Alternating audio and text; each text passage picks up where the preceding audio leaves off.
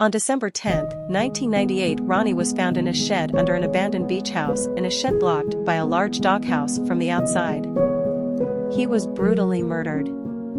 On December 3, Ronnie walked out of his niece's house and disappeared. The following morning, some events played out that nobody paid attention to, and it all started with a woman named Sarah. Sarah had borrowed Ronnie's car prior to December 3. On December 3, Ronnie was looking to get his car back, but still no luck until he seen Sarah and two others at a gas station as he went and his niece's boyfriend followed. A few minutes later, Ronnie and his niece's boyfriend decided to meet the three people he spoke to at the store at a motel in Surfside Beach, Texas. About an hour after conversating with them at the motel, Ronnie returned back to his niece's house. But later he disappeared. Sarah was well known around town for being a prostitute and a heavy drug user. The following morning, after Ronnie had walked out of his niece's house, Sarah showed up, knocked on the door, but only stated it was in reference to some drugs coming up missing, but only Ronnie knew where they were. But at that time she didn't ask for Ronnie, she asked for Ronnie's niece's boyfriend. Ronnie's niece did not understand. If Ronnie was the only person to know about the drugs, why did she come asking for her boyfriend?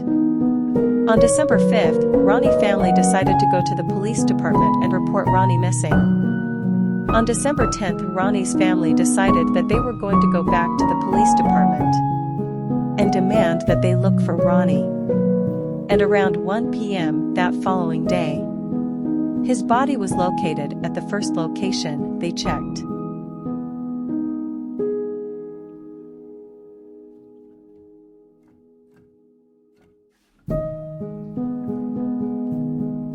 At first, everything seemed normal until the article came out, basically stating that the police chief of Surfside, Texas, felt that it was not a murder, it was suicide. But he didn't have proof. Every newspaper article after this date was basically the police chief stating that Ronnie's death was not a homicide. And he came up with that theory because he claims to have no good leads or proof to prove he was murdered. Even after the autopsy came out, he still believed it was a suicide. On December 18, 1998, the Facts newspaper published that Ronnie died from 2 deep cuts to both his arms and it was labeled a homicide. But detective, the chief of police and the district attorney still kept telling the family that it was a suicide, even though they had paperwork from the medical examiner stating different. For more information, please follow for part 2.